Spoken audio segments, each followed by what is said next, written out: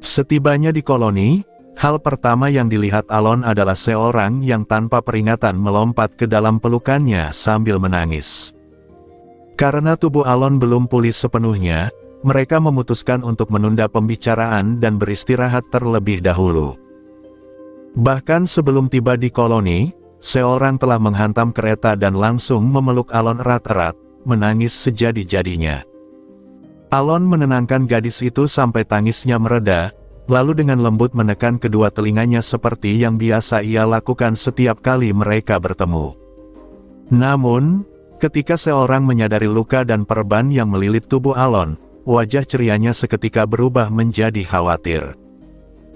Alon hanya menjawab singkat bahwa banyak hal telah terjadi, karena sebagian besar luka itu bukan akibat serangan orang lain, melainkan efek dari penggunaan teknik Reverse Heaven, sebuah kemampuan yang membalik hukum pembakaran mana untuk menghasilkan kekuatan magis tanpa henti. Sayangnya, laju pelepasan mana dari teknik itu jauh lebih cepat daripada kemampuan tubuh Alon untuk mengendalikannya, sehingga tubuhnya mengalami kerusakan hebat. Ia hanya mampu bertahan berkat divinitas Paripurba yang berhasil ia ciptakan kembali. Tetapi bahkan kekuatan suci itu pun tidak bisa mempertahankan regenerasi tubuhnya secara sempurna.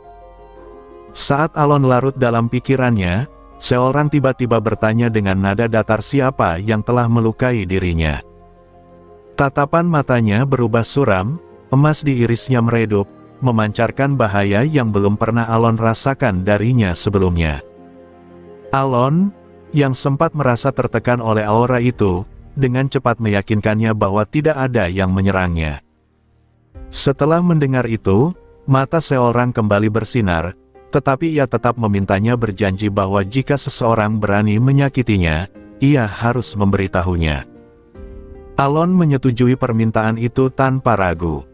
6 jam kemudian, menjelang malam, rombongan Alon tiba di koloni. Yuman berpamitan lebih dulu dan menyuruhnya beristirahat, sementara Penia meminta izin pergi sehari untuk berbicara dengan Master Menara, Celaim, tentang masa lalu. Alon mengizinkannya, meski sempat heran kenapa gadis itu meminta izin darinya. Ia lalu menuju rumah guild milik seorang untuk bermalam. Begitu masuk, Alon disambut dengan antusias luar biasa oleh anggota suku Surai Emas. Mereka tampak sangat gembira dan bahkan terharu melihatnya kembali hidup-hidup. Lime, salah satu anggota mereka, bahkan hampir menangis karena lega melihat Alon selamat. Alon bingung melihat sambutan yang begitu berlebihan, sebab sebelumnya mereka selalu bersikap sopan dan tenang. Namun kemudian Evan menjelaskan bahwa setelah tersebarnya kabar bahwa Markis Alon telah meninggal, seorang berubah menjadi sangat berbahaya dan menebarkan hawa kebencian ke segala arah. Karena itulah, seluruh suku kini bergembira dan merasa lega atas kepulangannya. Mendengar hal itu, Alon teringat kembali pada tatapan berbahaya seorang sebelumnya, yang begitu berbeda dari dirinya yang ceria. Setelah itu, Evan menanyakan apa yang sebenarnya terjadi selama 3 bulan sejak Alon menghilang bersama Agu. Alon pun menceritakan seluruh kejadian dengan jujur, meski Evan sulit mempercayainya. Setelah mendengar semuanya, Evan hanya menyarankan agar Alon beristirahat malam itu. Keesokan harinya, Alon bangun dari tidur panjangnya dan menuju istana kerajaan koloni. Di sana, ia disambut hangat oleh Karsem dan Raja Charmexes ketiga, yang mengekspresikan kebahagiaan besar karena ia masih hidup. Namun ketika Alon meminta penjelasan tentang situasi terkini, Raja tampak kebingungan dan gugup, sementara seorang mencoba pura-pura sibuk dengan peluit di sudut ruangan. Alon akhirnya memintanya keluar agar bisa berbicara secara pribadi dengan Raja. Begitu seorang pergi, Charmexes III menghela napas lega dan mulai menjelaskan bahwa masalah besar telah terjadi. Ia berkata bahwa perang hampir pecah karena surat belasungkawa dari Pangeran Pertama Kerajaan Astalon.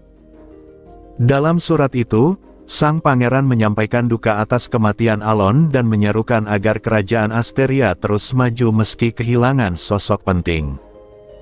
Namun secara tidak masuk akal, pesan yang seharusnya sopan itu justru menjadi pemicu ketegangan antar kerajaan hingga mendekati perang.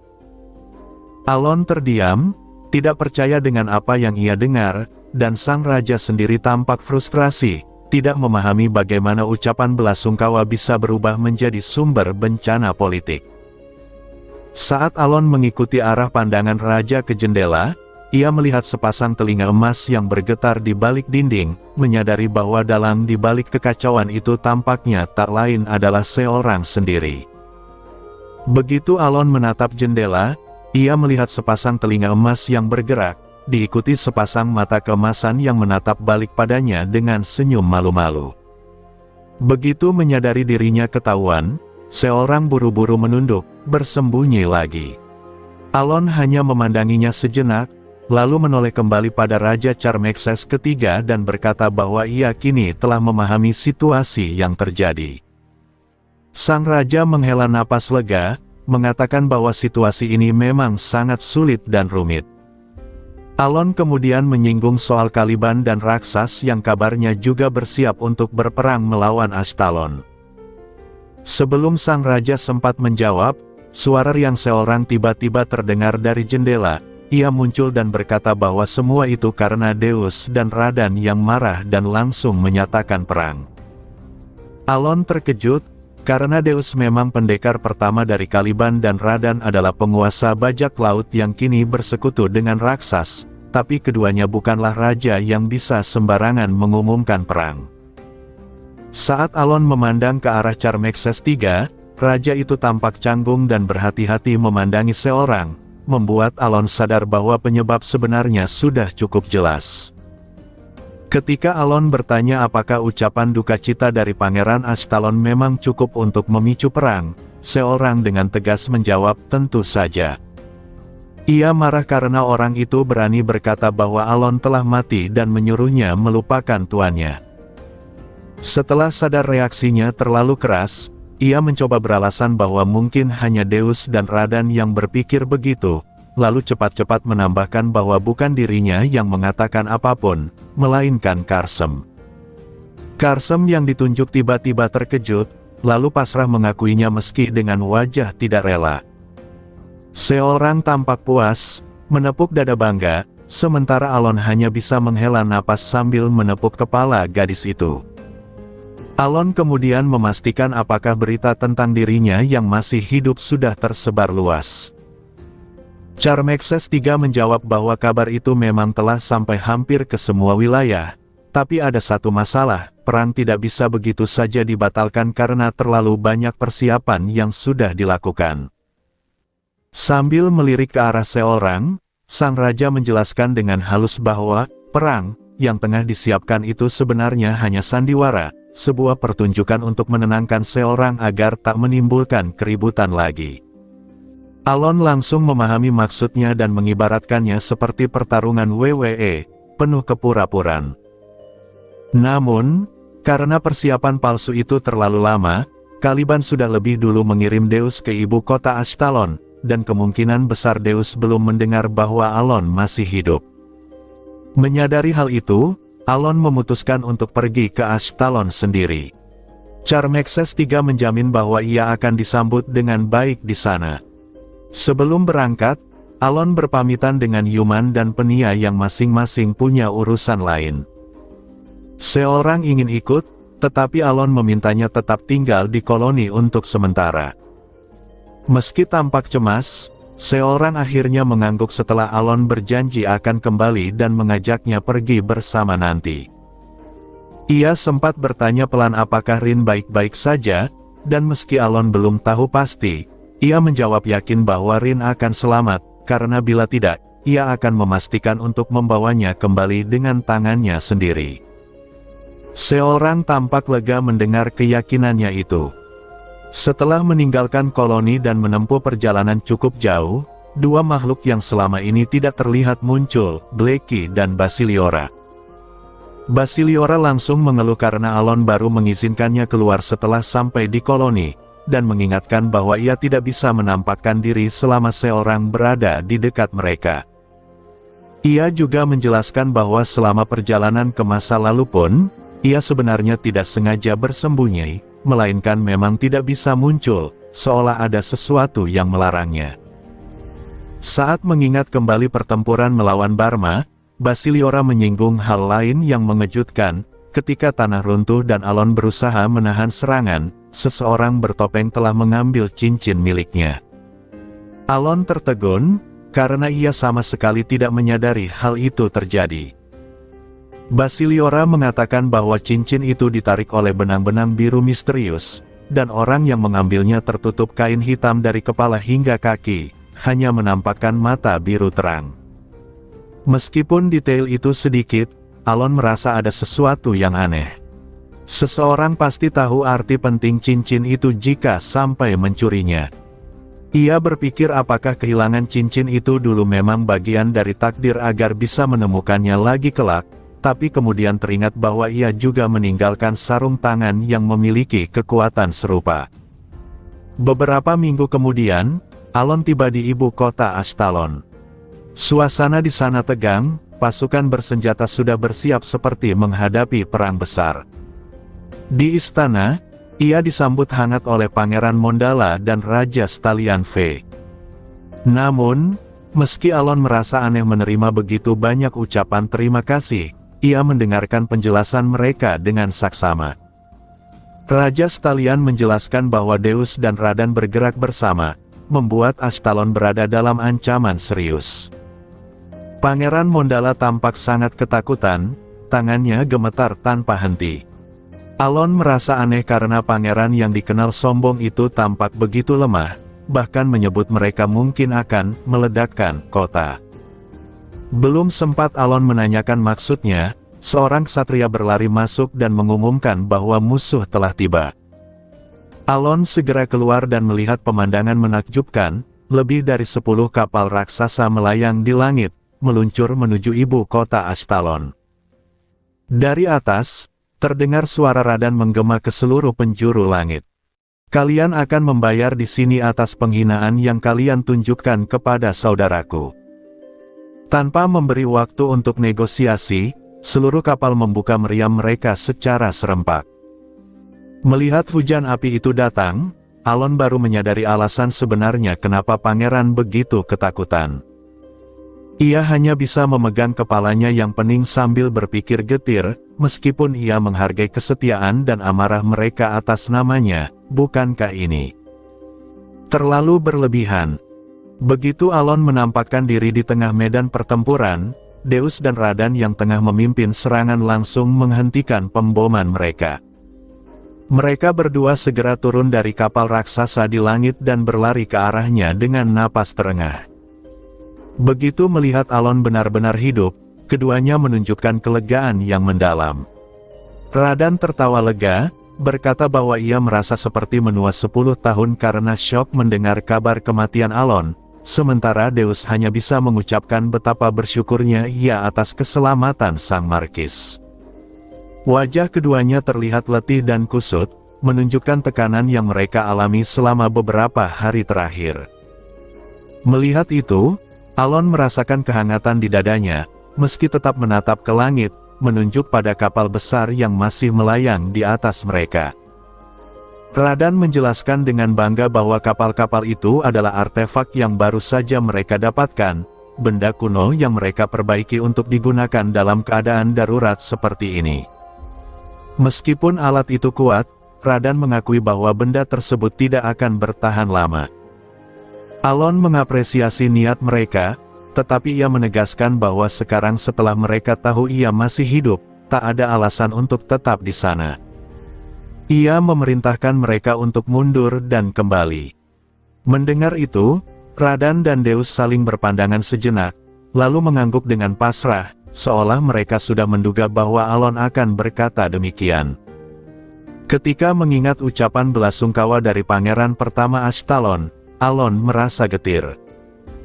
Kata-kata sang pangeran yang berbunyi seolah penuh hormat, bahwa kematian Markis Palatio sangat disayangkan namun kerajaan harus tetap maju, sebenarnya tidak terdengar tulus.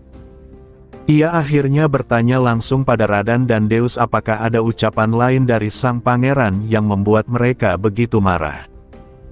Namun keduanya menjawab tidak ada. Melihat kapal besar di atas yang siap menembakkan meriamnya ke istana, Alon akhirnya memilih untuk tidak melanjutkan pertanyaan itu. Ia tahu bahwa ketiganya, Deus, Radan, dan seorang, telah bereaksi berlebihan demi dirinya. Tapi pada akhirnya, semua itu dilakukan karena kesetiaan dan rasa kehilangan yang dalam. Ia hanya menghela napas dan menasihati mereka agar, lain kali tetap tenang.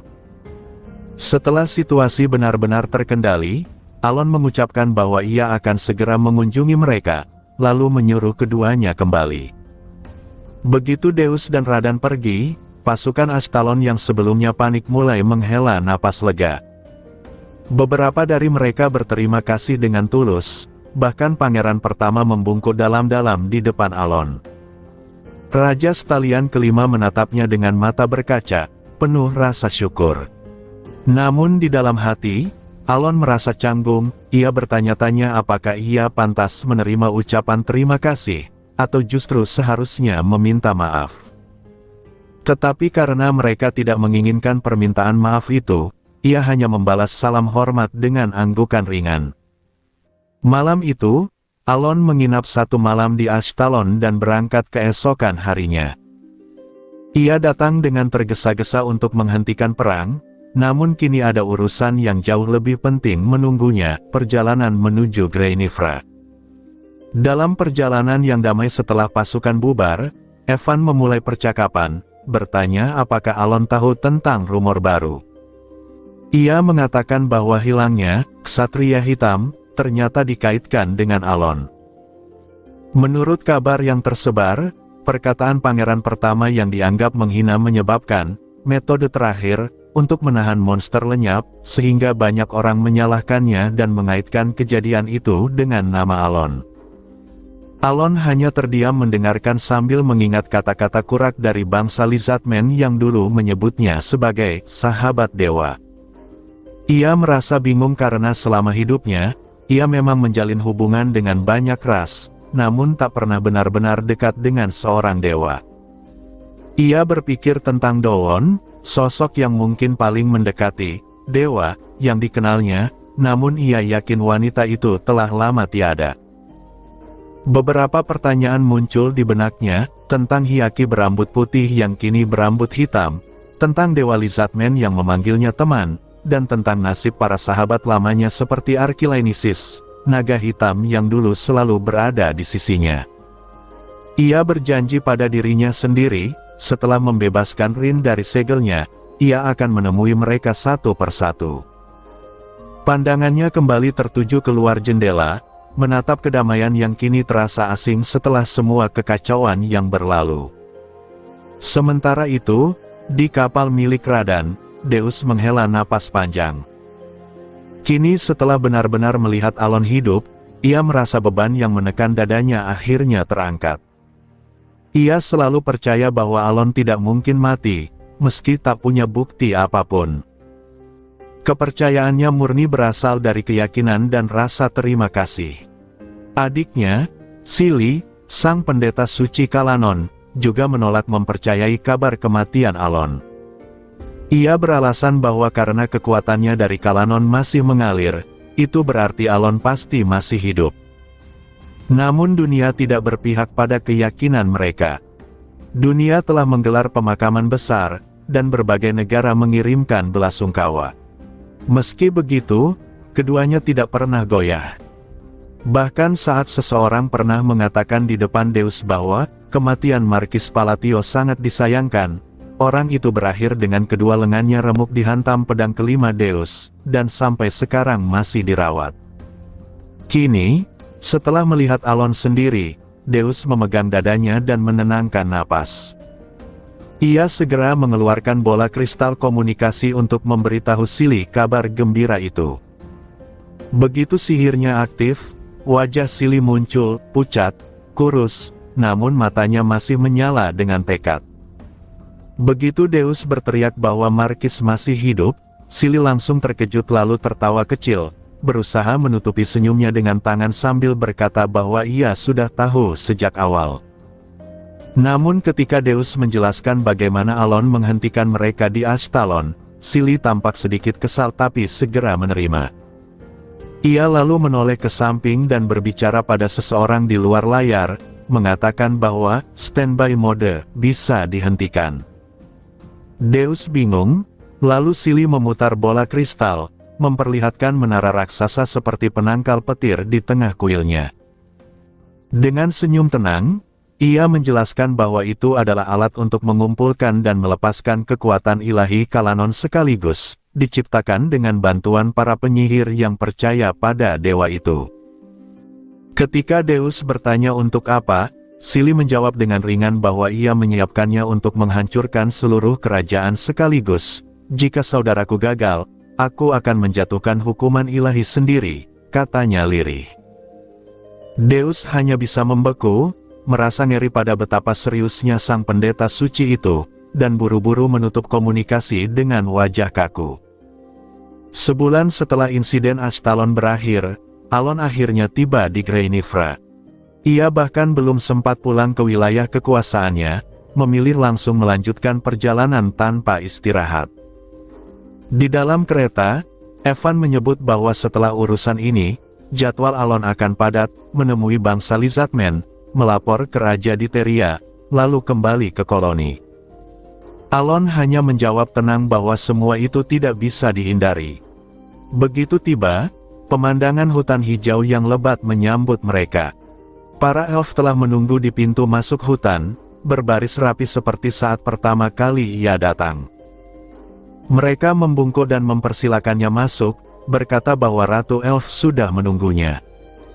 Saat sampai di istana hutan, sosok Magrina menyambutnya dengan senyum lembut. Ucapan pertamanya sama seperti dulu, sudah lama tidak bertemu. Kali ini, Alon memahami makna kalimat itu, bukan lagi sebagai sapaan formal, tapi pengakuan tulus akan pertemuan yang sebenarnya melintasi waktu dan kehidupan. Ia menjawab dengan senyum tipis, "Ya, sudah lama." Dengan mata berkaca dan suara bergetar, Magrina kemudian bertanya pelan, "Kalau begitu, bolehkah aku memanggilmu kakak lagi?" Alon hanya menatapnya sejenak, lalu mengangguk perlahan. Alon tiba di Weltree dan setelah menyapa singkat Magrina, ia meminta izin untuk menunda reuni mereka agar bisa mengunjungi akar pohon terlebih dahulu. Meskipun Magrina sempat cemberut, ia akhirnya mengizinkan. Ditemani Evan, Alon turun ke bawah akar tempat dulunya ia mengalahkan Mother of Greed. Kini, tempat itu telah dipenuhi kehijauan hasil kekuatan sucinya. Saat mereka menelusuri bawah tanah, Evan merasa ada sesuatu yang aneh dan menyinggung pengalaman Alon saat terhisap ke masa lalu di Ashtalon. Ia mengeluh karena Alon tak menjelaskan semuanya, terutama tentang Ratu Elf yang menatap penuh kasih. Alon menjawab dengan santai dan akhirnya menceritakan semuanya selama perjalanan. Ketika mereka sampai di kedalaman akar, Evan menyesal tak ikut ke masa lalu karena ingin tampil gagah di hadapan para elf. Basiliora tiba-tiba muncul dari cincin Alon dan mengejeknya, membuat mereka berdua kembali bertengkar seperti biasa. Melihat keduanya, Alon hanya bisa tersenyum hangat, akhirnya ia merasa kembali ke dunia nyata. Alon terus berjalan hingga mencapai ujung akar. Di sana, daun-daun hijau terbelah, memperlihatkan tangga spiral menuju lebih dalam, tangga yang sama seperti ketika ia dulu menerima benih dari pohon di bawah Weltree. Ia turun tanpa ragu dan tiba di taman bawah tanah yang subur, dengan sebuah pohon besar di tengahnya. Di balik pohon itu, ia menemukan terowongan baru yang belum pernah ia lihat sebelumnya. Pikiran Alon dipenuhi kegelisahan. Ia teringat perkataan Magrina bahwa kemunculan Ash Spreaders terjadi 600–700 tahun lalu, waktu yang sama saat dosa ketamakan Sin of Greed mungkin terbangun. Ia khawatir bahwa sosok yang tersegel di bawah tanah bukan lagi Rin, melainkan dosa ketamakan itu sendiri. Namun ia menahan diri untuk tidak berasumsi. Memasuki terowongan, Alon heran karena meskipun tanpa cahaya, semuanya tampak jelas. Basiliora dan Evan juga merasakan keanehan yang sama. Lalu, di hadapan mereka, tampak sebuah lingkaran sihir raksasa, segel yang sama seperti yang digunakan Rin untuk menyelamatkannya di masa lalu. Alon bersiap memecahnya, namun langkahnya terhenti ketika melihat tulisan di bawah segel. Tolong, jika engkau, Ayah Dewa, membaca pesan ini, maka 10 bulan dari sekarang, tolong bangunkan aku. Tulisan itu adalah pesan dari Rin. Akhirnya, Alon keluar dari bawah World Tree tanpa membuka segelnya. Ia tidak memahami alasan Rin meminta ditunggu 10 bulan, tetapi ia memilih menghormati keinginan itu. Magrina menyambutnya dengan hangat dan segera menyadari bahwa Alon tampak tidak bersemangat. Setelah mendengarkan ceritanya, ia juga merasa aneh, tetapi sepakat untuk menunggu waktu yang diminta Rin. Mereka lalu berbicara tentang masa lalu. Magrina mengaku sempat mengira Alon telah mati dan terkejut ketika mengetahui ia hidup. Ia sempat kecewa karena Alon mengaku bukan primordial elf, tetapi akhirnya menyadari kebenarannya ketika Alon menunjukkan benih World Tree. Pembicaraan mereka berlanjut dengan suasana hangat. Ketika Alon memuji kerja keras Magrina dalam memimpin kaum elf, wajah gadis itu berseri penuh bangga. Namun, tiba-tiba ia berdiri dengan ekspresi bersemangat dan berkata bahwa sudah waktunya bagi Alon untuk mengambil tempatnya yang seharusnya. Saat Alon bingung, Magrina menjelaskan dengan yakin bahwa ia akan mengumumkan Alon sebagai Dewa para Elf secara resmi di seluruh negeri. Alon hanya bisa terpaku dengan wajah penuh tanda tanya, tak tahu harus merespons apa terhadap keputusan luar biasa itu. Alon menimbang usulan Magrina yang ingin mengumumkannya sebagai Dewa kaum Elf. Bagi Alon, keputusan itu sebenarnya tidak buruk. Status ketuhanan yang kini ia miliki sebagai Primordial Elf, memang memberi pengaruh besar dan bisa menjadi hal yang baik bagi kaum Elf. Namun, satu hal membuatnya ragu, ia sendiri adalah manusia. Bukankah aneh kalau seorang manusia disebut sebagai Primordial Elf? Tanyanya. Magrina hanya menatapnya dengan polos, seolah hal itu tidak berarti apa-apa. Ia bahkan dengan santai menyarankan agar semuanya dijelaskan sebagai reinkarnasi, karena tidak ada elf yang masih hidup dan mengingat masa lalu itu. Alon terdiam, menyadari bahwa alasan itu memang bisa diterima. Namun, pikirannya tetap dipenuhi pertimbangan lain. Ia juga memiliki status ketuhanan Kalanon, dan ia tak tahu apakah pengumuman publik soal Primordial Elf akan mengganggu keseimbangan keduanya. Karena itu, ia meminta agar deklarasi tersebut ditunda untuk sementara. Magrina setuju tanpa keberatan, lalu dengan riang mengusulkan alternatif lain, mengadakan upacara penobatan untuk menjadikannya bangsawan kehormatan kaum elf. Alon agak bingung, tetapi tidak menolak. Magrina menjelaskan bahwa persiapannya hanya akan memakan waktu sekitar 5 bulan. Ketika Alon terdiam, Magrina menatapnya dan tertawa kecil, menebak dengan tepat bahwa Alon pasti berpikir 5 bulan adalah waktu lama bagi seorang elf.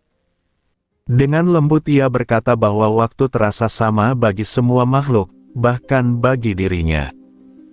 Setelah itu, Magrina mempersilakan Alon untuk pergi sementara waktu karena ia tahu Alon memiliki hal lain yang harus diselesaikan. Sebelum berpisah, Alon sempat bertanya tentang Dewa kaum Lizardman. Magrina mengaku mengenalnya, meski tidak terlalu menyukai sosok itu, dan menyarankan agar Alon bertemu langsung dengannya. Karena Magrina sibuk menyiapkan upacara, Alon pun memutuskan untuk pergi sendiri menuju tanah kaum Lizardman. Dalam perjalanan meninggalkan Greinifra, Evan tiba-tiba bertanya apakah Alon pernah bertemu naga di masa lalu. Pertanyaannya berubah menjadi gurauan tentang berapa banyak wanita yang telah terpesona oleh Alon, termasuk Ratu Elf. Alon menolak tuduhan itu dengan canggung, namun Evan terus menggodanya, berandai-andai jika ia yang pergi ke masa lalu maka ia akan memerankan kisah romantis dengan seorang gadis elf. Basiliora dan bahkan Blackie serentak mengejeknya, namun Evan tetap melanjutkan khayalannya dengan semangat. Suasana ringan itu terus berlanjut hingga mereka tiba di wilayah kaum Lizardman. Di hadapan mereka berdiri sebuah piramida raksasa. Dipandu oleh seorang Lizardman berkerudung, mereka masuk ke dalam dan menemukan tangga panjang yang menjulang ke atas. Di saat Alon masih terkesima, sebuah suara menggema di pikirannya. "Kau datang juga, temanku." Alon menatap ke arah puncak tangga dan melihat seekor Lizardman menuruni anak tangga dengan senyum lebar. Sosok itu tampak sangat akrab. Setelah beberapa detik mengingat, Alon akhirnya mengenali wajah dan suara itu. Ia menyebut satu nama dengan pelan. Ryoche. Lizardman itu mengangguk sambil tersenyum lebar. Dialah Ryoche, Raja Lizardman yang pernah Alon temui di masa lalu, dan kini, ia telah menjadi dewa kaum Lizardman yang dikenal sebagai Hasad. Sementara itu, di Grey Nifra, Magrina menerima laporan dari bawahannya, Mew, bahwa semua persiapan dasar untuk penobatan telah selesai. Yang tersisa hanyalah mengumpulkan beberapa bahan penting. Mew memberi selamat kepada sang ratu karena keinginan lamanya untuk mengadakan upacara akan segera terwujud. Ia juga menambahkan bahwa perlawanan dari para penentang di Dewan telah mereda sejak dua anggota senior, Nirmal dan Pilianian, meninggal dunia. Magrina sempat diam, lalu tersenyum lembut. Ia berterima kasih, namun menegaskan bahwa reaksi Dewan atau siapapun sebenarnya tidak terlalu penting baginya. Mew cepat-cepat menunduk dan meminta maaf, tetapi Magrina menenangkannya dengan lembut, mengatakan bahwa ia memahami maksud baiknya. Di tengah percakapan itu, suara Alon seolah bergema dalam pikirannya, "Kau akan memimpin kaum elf dengan baik." Kata-kata itu singkat, tapi begitu dalam bagi Magrina. Ia menatap Mew sambil tersenyum samar, menyembunyikan emosi yang tak terungkap. Ia tahu Alon tak akan pernah benar-benar memahami alasannya, mengapa ia begitu berpegang pada perdamaian, mengapa ia tetap melindungi kaum elf yang pernah menindasnya, dan mengapa ia tak pernah menggunakan kekuasaan penuh untuk membalas dendam. Selama Alon masih hidup, Magrina ingin tetap menjadi anak yang baik, sosok yang mendengarkan dan menjaga ajaran kakaknya. Karena itu, dengan senyum lembut yang sama seperti biasanya, ia menatap Mew dan berkata, "Kau tak perlu merasa bersalah. Aku memahami semuanya." Senyum itu, seperti biasa, adalah senyum yang penuh ketenangan, namun di baliknya tersimpan kesedihan yang tak terucapkan. Alon menatap sosok Lizardman di hadapannya dengan wajah terkejut. Ia memanggilnya dengan ragu, "Ryoche." Sosok itu tersenyum lebar dan mengangguk, lalu menjawab dengan suara tenang melalui telepati, memperkenalkan diri dengan nama barunya, Hasad. Alon semakin bingung, sebab ia mengenal Ryoche sebagai raja suku Lizardman di masa lalu, bukan sebagai dewa. Mereka pun bukan teman dekat, jadi mendengar bahwa Ryoche kini telah menjadi dewa terasa sulit dipercaya. Ryoche lalu mengajaknya naik ke puncak piramida, dan dengan satu langkah saja, Alon mendapati dirinya sudah berada di atas. Mereka duduk berhadapan, sementara Evan duduk di sisi Alon. Suasana hening berlangsung beberapa saat sebelum Alon bertanya apa yang sebenarnya terjadi. Ryoche menjawab bahwa kisahnya panjang, namun ia akan mencoba merangkumnya. Ia mulai menceritakan bagaimana setelah Alon menghilang, ia memutuskan untuk mengumpulkan iman bukan lagi sebagai raja, melainkan sebagai dewa. Ketika ancaman besar bernama Barma lenyap, kedamaian memang sempat kembali, tetapi kaum Lizardman segera jatuh dalam kekacauan. Tanpa musuh bersama, suku-suku yang dahulu ia satukan mulai saling berperang demi kekuasaan. Alon menduga bahwa Ryoche menjadi dewa untuk menghentikan perang, namun Ryoche menjawab dengan pelan bahwa itu hanya sebagian alasan, ada alasan lain yang bersifat pribadi, yang belum bisa ia ungkapkan. Ia lalu menjelaskan bahwa untuk mengumpulkan iman, ia bahkan berpura-pura mati dan bangkit kembali selama 100 tahun. Alon hanya bisa terdiam mendengar pengakuan itu. Namun tiba-tiba, sebuah suara perempuan menggema. Alon menoleh dan melihat wajah Magrina yang tersenyum lembut melalui proyeksi sihir.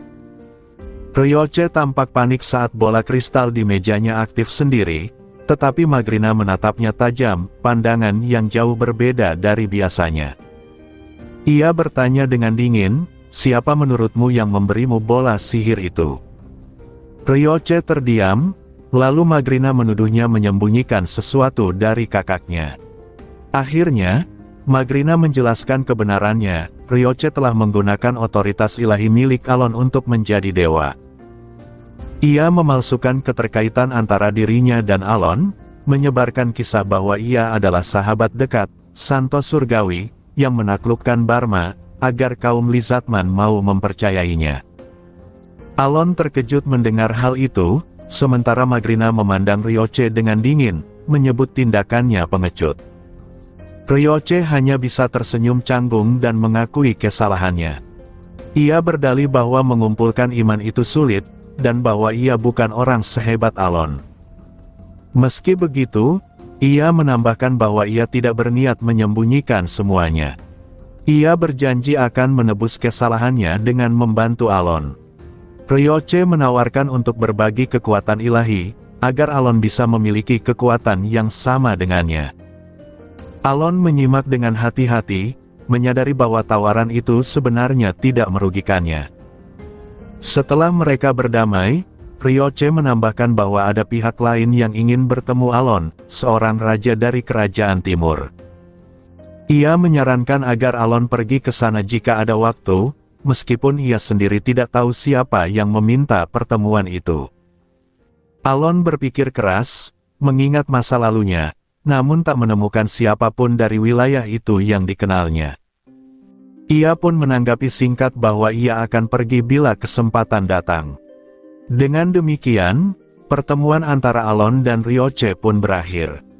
Alon keluar dari piramida besar itu bersama Evan.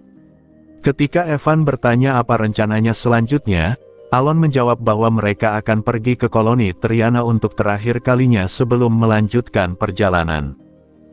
Sementara itu, di tengah benua, di gurun tandus yang memisahkan kerajaan bersatu dan kekaisaran, seorang pria duduk di ruang bawah tanah sambil menyentuh dagunya. Di depannya berlutut seorang pria bertopeng hitam, melapor bahwa Markis Palatio, Alon, telah kembali dari kematian. Pria itu tersenyum tipis, sesuatu yang membuat bawahannya terkejut, sebab ia belum pernah melihat senyuman itu sebelumnya. Ketika bawahannya meminta maaf karena menatap terlalu lama, sang pria hanya berkata bahwa hal itu wajar.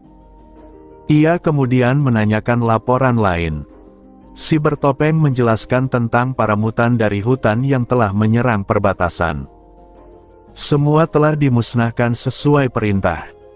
Sang pria memujinya dan mempersilakan pergi. Begitu ruangan kembali sunyi, seorang wanita bermata heterokromatik muncul di belakang kursinya, menatapnya sambil berkata, "Selamat." Ia menyindir bahwa pria itu pasti senang mendengar Alon masih hidup, karena diam-diam ia selalu ingin bertemu dengannya. Pria itu, yang ternyata adalah Raja Kutukan, pemimpin para penenun kutukan, hanya bisa tertawa kecil dan mengakui kebenarannya. Wanita itu, kakaknya, mengingatkannya bahwa waktu yang diprediksi sudah lewat dan inilah saatnya mereka bertemu sang penyelamat mereka. Raja Kutukan tampak ragu, berkata bahwa mereka seharusnya mempersiapkan hadiah terlebih dahulu, tetapi sang kakak menertawakannya, mengingatkan bahwa selama 300 tahun terakhir ia sudah mengumpulkan hadiah untuk Alon dan bahkan membantu Alon diam-diam melalui guild informasi tanpa imbalan besar. Akhirnya, Raja Kutukan menghela napas dan tersenyum. Ia mengakui bahwa ia memang ingin bertemu dengan orang yang telah menyelamatkan mereka. Kakaknya menatapnya penuh semangat dan berkata, "Kalau begitu, ayo pergi sekarang. Untuk menyapa dia yang telah menyelamatkan kita." Dan dengan senyum yang belum pernah muncul selama berabad-abad, Raja Kutukan menatap ke depan dengan harapan dan antisipasi yang tulus di matanya. Di sebuah kuil gelap yang tersembunyi jauh di bawah akar bumi, dua sosok tengah duduk berhadapan. Salah satunya adalah Rasul Amarah, berjubah hitam legam, sedangkan yang lainnya, seorang pria berambut perak yang tampak kontras dengan suasana suram di sekelilingnya, adalah Rasul Kemurnian. Dengan nada puas, Rasul Kemurnian bersenandung pelan, "Ini bagus." Suara Rasul Amarah yang menyeramkan, tak dapat diidentifikasi apakah laki-laki atau perempuan, bertanya dingin, "Kau pikir ini bagus?" Rasul Kemurnian hanya tersenyum ringan, menjawab bahwa ia menyukai keadaan sekarang. Jumlah Rasul kini sempurna, 2 di setiap sisi. Ia menyebutnya seimbang, dengan nada riang, meski mengatakan ia tidak benar-benar menginginkan kematian para Rasul. Rasul Amarah menatapnya diam, lalu bertanya apa yang akan ia lakukan selanjutnya. Rasul Kemurnian berpikir sejenak dan menjawab santai bahwa benih yang mereka tanam sebelumnya telah gagal, tetapi ia tidak terlalu khawatir. Ia menjelaskan bahwa mereka memang membuat penyesuaian pada wadah itu agar dapat digunakan oleh Yang Esa, namun jika gagal pun tak masalah. Ia berniat membunuh wadah lama itu untuk mengambil kembali kekuatannya, namun tanpa mengotori tangannya sendiri. Dari balik jubahnya, Rasul Kemurnian mengeluarkan sebuah kubus gelap dan memperlihatkannya pada Rasul Amarah. Ia berkata bahwa benda itu awalnya diciptakan oleh seseorang yang setengah matang, tapi ternyata sangat berguna sehingga ia memproduksi ulang dan menambahkan sedikit otoritas dari Yang Esa. Rasul Amarah menatap benda itu curiga dan bertanya apakah ia akan menggunakannya untuk membuat wadah baru. Rasul Kemurnian menggeleng, mengatakan bahwa benda itu hanyalah persiapan bagi yang lain, mereka yang kelak juga akan keluar. Ia menambahkan bahwa ia telah menemukan wadah sempurna bagi kehadiran besar yang disembahnya. Sambil tersenyum, ia melangkah pergi, tubuhnya mulai memudar. Namun sebelum sepenuhnya lenyap, ia berhenti sejenak seolah teringat sesuatu. Ia berkata ringan bahwa ia akan menangani seseorang juga, Markis Palatio, karena sebagian besar kegagalan tampaknya disebabkan olehnya. Dengan tawa kecil, ia menambahkan bahwa Rasul Amarah, meski tidak menunjukkan perasaan, sebenarnya berduka atas kematian para rasul lainnya, lalu menghilang sepenuhnya. Kuil itu kembali tenggelam dalam keheningan. Rasul Amarah menatap lama kubus hitam yang ditinggalkan di atas meja, lalu perlahan mengulurkan tangan dari balik jubahnya. Ia mengambil benda itu, menatapnya dalam-dalam, dan bergumam pelan. Markis Palatio. Pandangannya tak lepas dari kubus itu untuk waktu yang lama. Beberapa waktu kemudian, sebelum kembali ke kediamannya, Alon mengunjungi Grey-Nifra sekali lagi. Magrina menemuinya dengan senyum lembut dan menyerahkan sebuah benda kecil yang mengejutkannya, cincin lamanya yang hilang berabad-abad lalu. Alon menatap cincin itu. Warnanya sudah memudar dan sebagian logamnya terkikis, namun bentuknya sama persis dengan cincin yang pernah ia kenakan. Ketika Alon bertanya dari mana Magrina mendapatkannya, ia menjawab bahwa seseorang memberikannya padanya, seorang pria berjubah hitam dengan mata biru. Basiliora, naga yang melingkar di sekitar Alon, mengenali deskripsi itu, menyatakan bahwa dialah sosok yang juga pernah dilihatnya. Alon bertanya apakah Magrina mengenalnya, namun Magrina menggeleng. Ia bahkan pernah mencoba mencari tahu identitas pria itu, tapi tak menemukan hasil apapun. Yang membuat Alon semakin bingung adalah waktu kejadian itu. Magrina berkata bahwa ia menerima cincin tersebut hanya 1 atau 2 bulan setelah Alon menghilang 700 tahun lalu. Alon terdiam, menyadari bahwa hal itu berarti seharusnya ada dua cincin yang identik, karena cincin itu tidak mungkin berada di tangannya sekarang jika Magrina telah menyimpannya sejak dulu. Ia memikirkan kemungkinan lain, lalu menatap sarung tangan di tangannya, artefak yang konon milik primordial elf, yang juga memiliki misteri serupa. Tak ada catatan bahwa ia pernah menyegelnya atau meninggalkannya di masa lalu, namun benda itu kini ada padanya. Ia menyimpulkan sementara, menerima cincin itu dari Magrina dan berterima kasih karena telah menjaganya. Magrina hanya tersenyum hangat, menyebut bahwa itu bukan masalah sama sekali. Sekitar seminggu setelah meninggalkan Greinifra, Alon duduk termenung di dalam kereta, memandangi pemandangan di luar jendela. Basiliora menanyainya melalui pikiran, dan Alon menjawab bahwa ada terlalu banyak hal yang tak masuk akal, cincin, sarung tangan, dan pria bermata biru itu. Evan yang duduk di seberangnya hanya mengangkat bahu, berkata bahwa meski aneh, semuanya tetap berjalan lancar tanpa masalah nyata. Namun Alon tidak bisa mengabaikan perasaan ganjil itu. Sesuatu seolah tidak sesuai dengan alur dunia yang ia kenal, seolah ada bagian yang berubah tanpa alasan. Saat itulah Evan tampak teringat sesuatu. Ia menyebut tentang Abyssal Core, benda berbahaya yang dulu terlibat dalam kasus Duke Komalon. Evan berkata bahwa baru-baru ini beredar kabar ada jenis baru dari Abyssal Core yang sedang diproduksi massal dan diperjualbelikan di dunia bawah. Alon mengerutkan kening. Kabar itu jelas bukan pertanda baik. Evan menjelaskan bahwa versi baru ini dikatakan bisa memperkuat kemampuan penggunanya jauh lebih besar daripada versi sebelumnya. Basiliora menertawakan hal itu dengan sombong, menyebutnya hanya sebagai versi gagal dari makhluk-makhluk yang pernah mereka kalahkan. Evan membalas ucapannya dengan nada menggoda, dan keduanya pun saling berdebat kecil hingga suasana di dalam kereta menjadi ramai. Sementara itu, Blackie, kucing hitam kecil yang tidur di dada Alon, hanya menatap mereka dengan wajah lelah sebelum kembali memejamkan mata. Perjalanan damai mereka berlangsung selama beberapa minggu hingga akhirnya mereka tiba di koloni Triana. Begitu Alon turun, seorang langsung berlari menghampirinya dengan sorak gembira dan memeluknya erat. Lime, sekretarisnya, tersenyum kaku di belakang, tampak menahan sesuatu yang tidak diungkapkan. Mengikuti saran Evan, Alon segera menuju reruntuhan tempat penelitian. Ia berjalan melewati terowongan panjang menuju bagian dalam, dan ketika pemandangan reruntuhan terbentang di hadapannya, ia mendadak berhenti. Sebuah perasaan aneh menyelimuti dirinya, rasa familiar yang kuat, seolah ia pernah melihat tempat itu sebelumnya.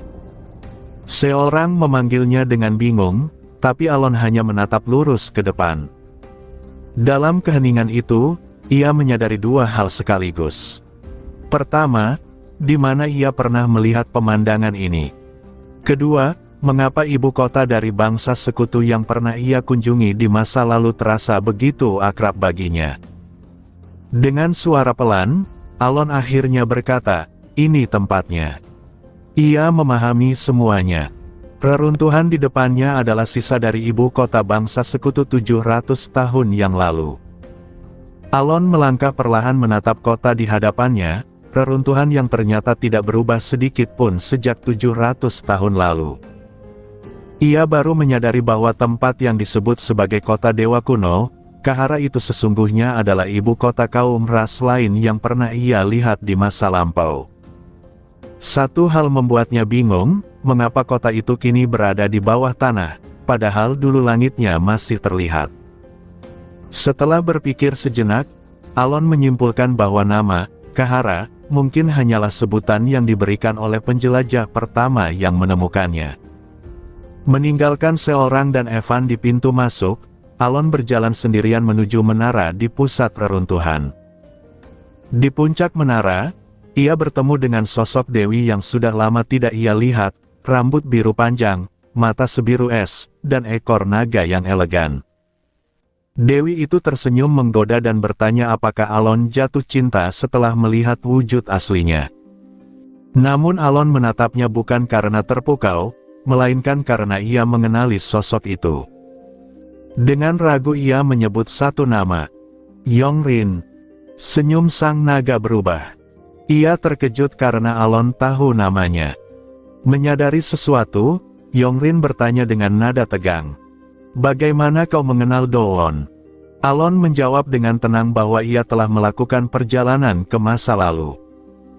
Setelah mendengarkan ceritanya, Yongrin tampak sulit mempercayai, namun kemudian mengangguk pelan, menyadari bahwa bekas kekuatan Dowon memang masih tersisa. Alon memastikan kembali bahwa ia memang benar-benar Yongrin, Dewi Naga yang dulu mengaku menyegel diri karena takut menghadapi Yang Hitam. Saat ia bertanya tentang hal itu, Yongrin menghela napas panjang dan menunduk malu, mengaku bahwa alasan sebenarnya bukan karena takut, melainkan karena ia merasa gagal memimpin. Ia bercerita bahwa dulu dialah yang memimpin para dewa melawan Barma. Namun ketika pertempuran mencapai titik kritis, ia memilih berkorban, bukan dengan keberanian, melainkan sebagai cara untuk melarikan diri dari tanggung jawab. Yang lain gugur dengan gagah melawan musuh, katanya lirih, sedangkan aku hanya bertahan hidup dan bersembunyi di balik alasan pengorbanan. Alon mendengarkan tanpa menyela.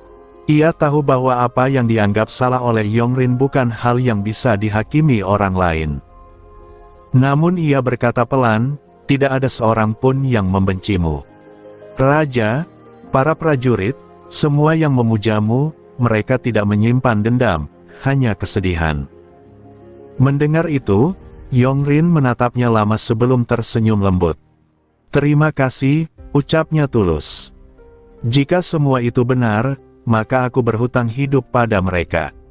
Dan padamu, yang mengalahkan Barma. Setelah itu, Alon menyerahkan permata merah yang ia bawa, batu yang tak lagi menunjukkan reaksi meski telah lama ia simpan. Yongrin menelitinya dengan serius, lalu mengatakan bahwa permata itu mengandung jiwa seorang penyihir, dan telah rusak karena terpapar kekuatan ilahi lain. Ia memperbaikinya menggunakan sihir khas naga, lalu menyerahkannya kembali pada Alon, mengatakan bahwa dalam 1 hari, ia akan dapat berkomunikasi dengannya lagi. Kemudian Yongrin menatap Alon dengan penasaran. Kau sudah berhasil menciptakan teknik sihirmu sendiri, bukan? Hukum apa yang kau ubah? Alon menjawab tenang, kekuatan yang membalikkan hukum sihir. Mata Yongrin membelalak kaget, ekspresinya berubah terkejut, seolah ia baru mendengar sesuatu yang mustahil.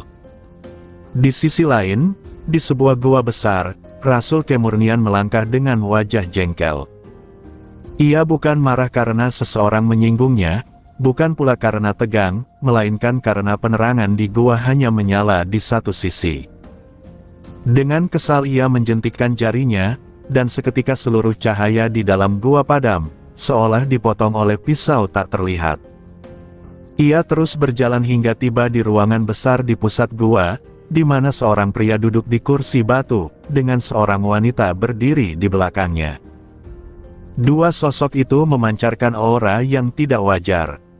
Rasul Kemurnian tersenyum tipis saat menatap pria itu, sosok yang ia yakini sempurna sebagai wadah bagi Yang Agung. Senang bertemu denganmu, katanya. Pria itu, yang dikenal sebagai Raja Kutukan, menatapnya tanpa ekspresi. Kau pedagang itu? Bukan pedagang, jawab Rasul itu ringan. Aku hanya pembawa harapan. Ia mengeluarkan kubus hitam dari balik jubahnya. Ini adalah sumber kekuatan. Hanya dengan menyerapnya, seseorang bisa mendapatkan kekuatan luar biasa. Pria itu melirik dingin. Berapa harganya? Uang tak perlu, jawab sang Rasul sambil tersenyum. Aku hanya ingin kau menyingkirkan seseorang, Alon Palatio, Markis dari Kerajaan Asteria. Begitu nama itu diucapkan, suasana di gua berubah. Tubuh Rasul tiba-tiba menegang, matanya melebar. Ia baru sadar bahwa dirinya tak bisa bergerak. Bukan karena sihir, tapi karena sesuatu yang jauh lebih mengerikan. Dari pria di depannya, muncul tekanan tak terlihat, seperti kabut pekat yang menyesakkan, niat membunuh yang begitu kuat hingga nalurinya sendiri tak sanggup mendeteksinya. Lalu terdengar suara rendah dari Raja Kutukan. "Kau menyuruhku membunuh saudaraku." Matanya memerah, bibirnya melengkung menyeramkan. "Kalau kau bicara hanya untuk membuatku marah." Dari kegelapan di belakangnya, ratusan tangan hitam muncul, bergerak seperti bayangan hidup. "Maka izinkan aku berkata satu hal dengan tulus." Dengan suara yang menakutkan, pria itu menyeringai. "Kerja bagus." Dan dalam sekejap, seluruh ruangan berguncang, ditelan oleh kekuatan kutukan yang tak terukur. Rasul kemurnian tidak mengerti apa yang sedang terjadi. Sejak awal hingga akhir, semuanya terasa tidak masuk akal. Hanya beberapa saat lalu, Raja Kutukan terlihat begitu tenang. Namun kini, ekspresinya berubah seperti iblis yang murka, memancarkan niat membunuh yang sangat mengerikan.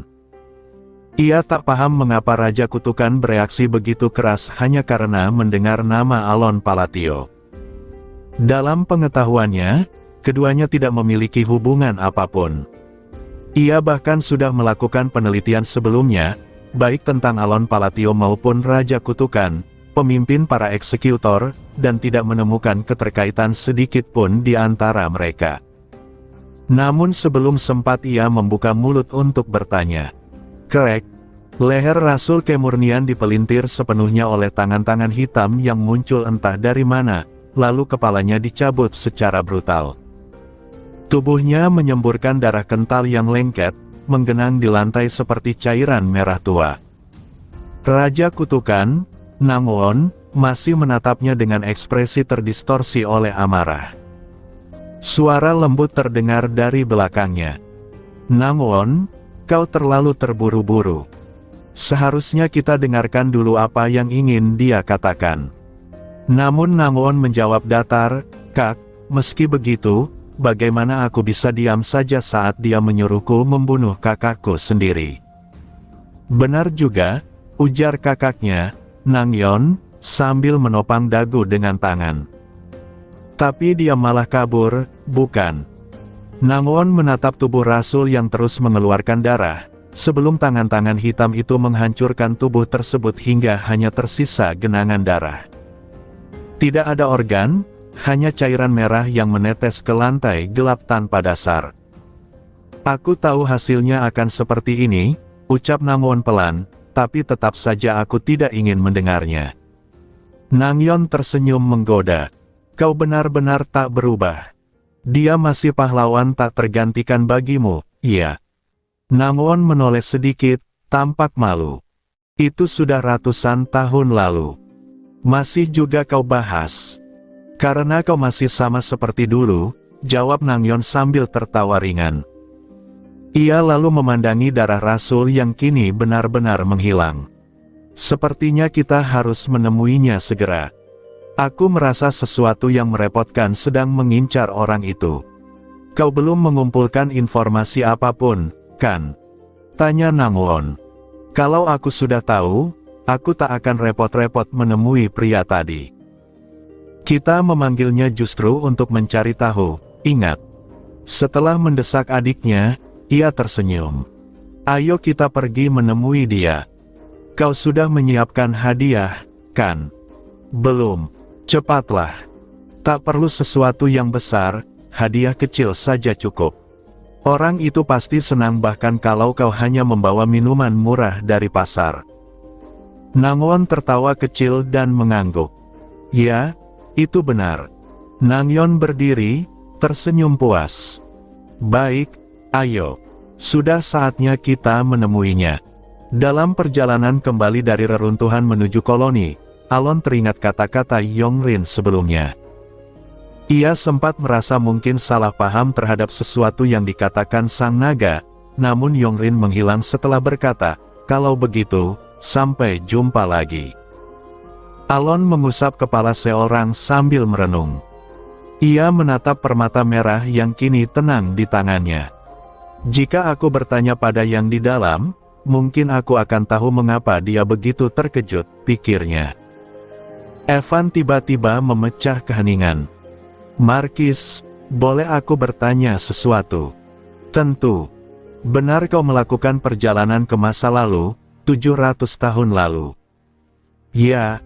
Kalau begitu, apakah kau juga bertemu dengan ratus-ratus arwah waktu itu? Benar. Bukankah sebaiknya kau menemuinya lagi sekarang? Alon tersenyum tipis. Aku memang berencana melakukannya, tapi sekarang ada terlalu banyak urusan.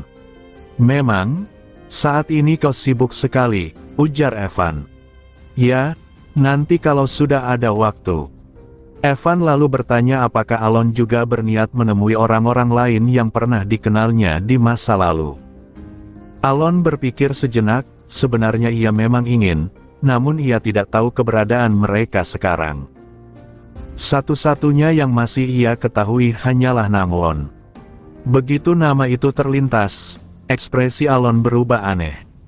Dia sekarang benar-benar berbeda. Wajahnya dulu tampan, tapi kini begitu mengerikan. Ia mengingat pertemuan di Sicedelia dan tak habis pikir bagaimana sosok itu bisa berubah sejauh itu. Ia bertekad akan menemui Nangwon lagi suatu hari nanti.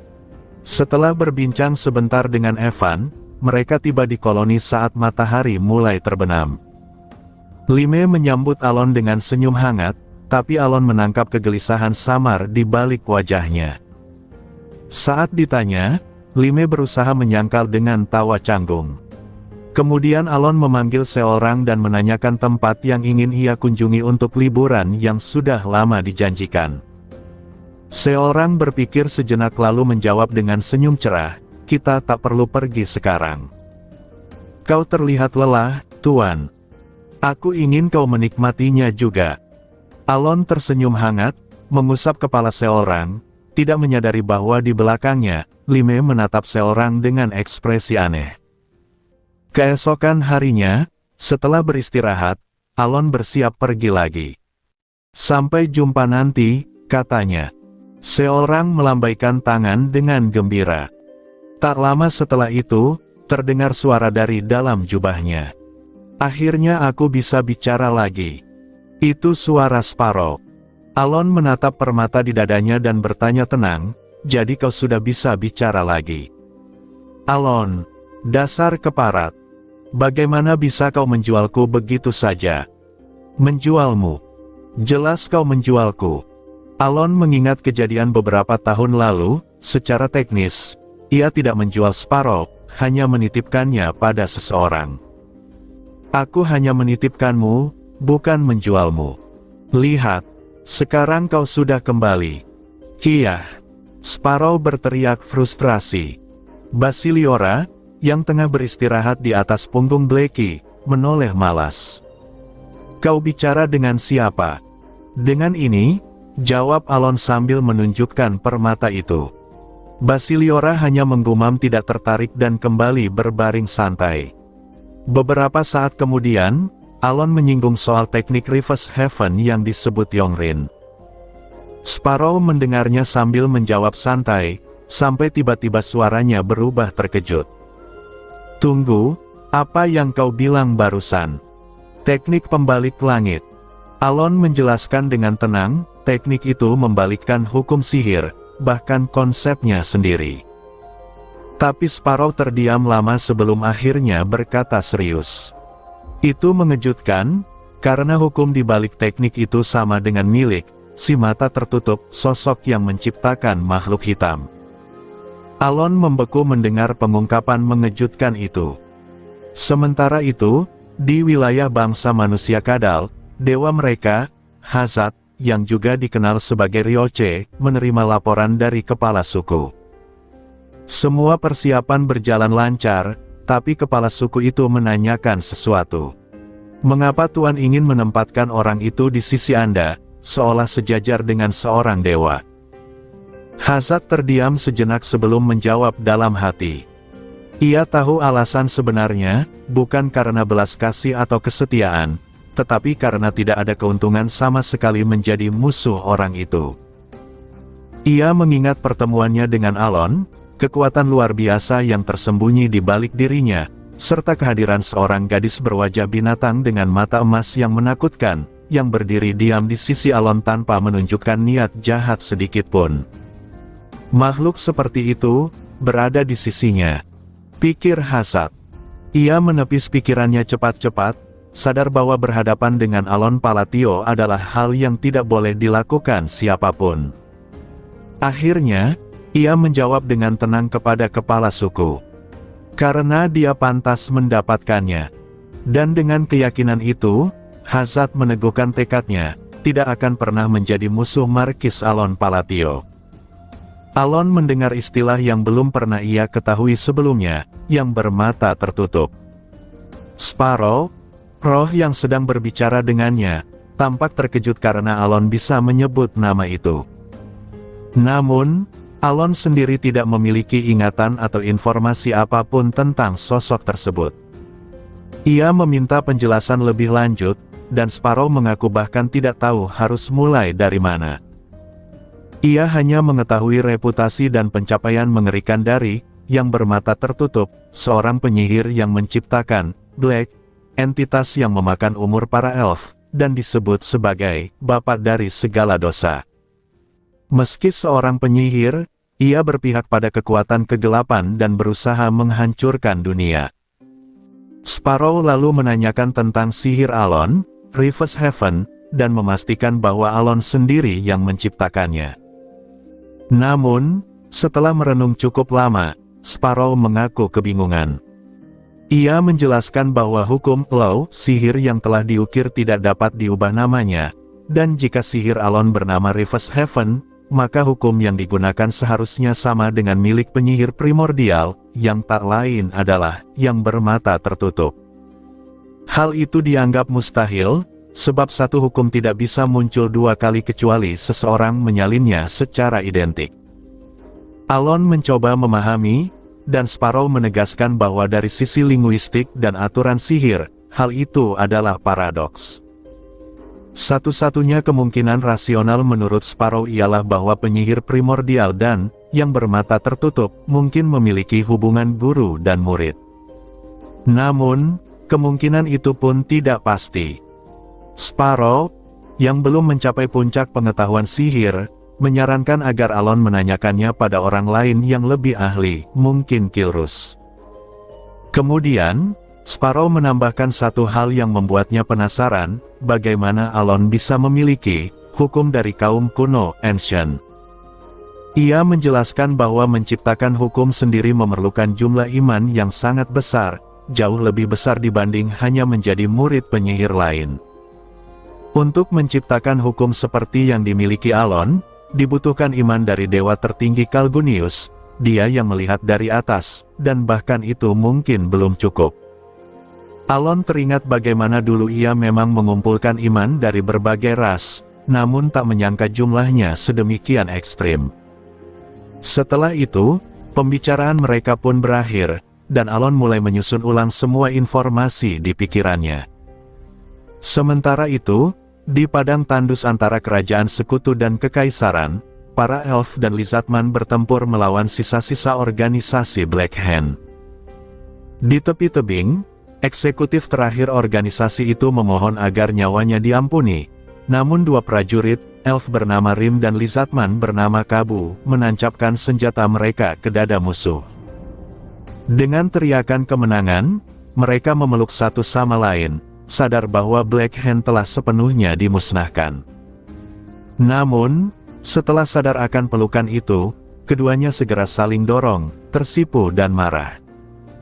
Awalnya mereka dikirim untuk menjaga Markis Palatio, tapi akhirnya malah bekerja sama mengejar Black Hand hingga ke ujung perbatasan. Persaingan antara kaum elf dan lizardman untuk membuktikan siapa yang lebih berguna membuat mereka terus bertempur bahkan setelah tujuan utama tercapai. Meski awalnya mereka bekerja sama, lama-kelamaan rivalitas membuat mereka terus bersaing hingga akhir. Kini, setelah membunuh musuh terakhir bersama-sama, tidak ada yang bisa menentukan siapa yang lebih unggul. Mereka hanya bisa saling menatap dengan wajah kotor dan pakaian compang-camping, tampak seperti pengemis yang baru selesai berkelahi. Pada akhirnya, mereka pulang dengan perasaan campur aduk, bukan karena kemenangan, tapi karena rasa kebersamaan aneh setelah perjuangan panjang. Sesampainya di perbatasan setelah setengah tahun, mereka menerima kabar yang sulit dipercaya, sang primordial elf telah mati, hidup kembali, dan dinobatkan sebagai raja para elf, sementara seorang teman dekatnya juga bangkit dari kematian dan mencapai tingkat setara dengan makhluk agung. Elf dan lizardman itu hanya bisa terdiam dengan ekspresi penuh tanda tanya. Beberapa minggu kemudian, Alon akhirnya kembali ke wilayah Markis setelah sekian lama. Ia terkejut melihat perubahan besar yang terjadi, wilayah itu kini hampir menyamai tingkat kemajuan Threa. Dengan senyum kecil, ia merasa puas melihat hasil perkembangan tersebut. Setelah menyelesaikan beberapa urusan dasar, ia memutuskan untuk beristirahat seharian penuh, menunda tumpukan pekerjaan yang menunggu. Keesokan harinya, Alon memeriksa keadaan wilayah dan mendapati bahwa Penia sedang berada di menara penyihir dan belum kembali. Tepat saat ia hendak menunda pekerjaan sampai Penia pulang, pelayan datang melaporkan bahwa ada tamu yang ingin bertemu langsung dengannya, seseorang dari masa lalunya. Beberapa saat kemudian, dua orang masuk ke ruang kerja Alon, seorang pemuda tampan berusia sekitar 20 tahun, dan seorang wanita dewasa yang menemaninya. Alon menatap mereka dengan bingung, namun pemuda itu langsung mendekat, menahan air mata dan berseru dengan suara penuh emosi, memanggil Alon sebagai kakak. Kaget dan bingung, Alon menatapnya lebih dekat, lalu akhirnya mengenali suara itu. Ia menyebut namanya, Nangwon. Dan pemuda itu mengangguk dengan senyum gembira. Alon terpaku melihat sosok yang kini jauh berbeda dari yang ia ingat di dunia Psychedelia, begitu indah dan dewasa, hingga pikirannya dipenuhi tanda tanya, apa yang sebenarnya telah terjadi.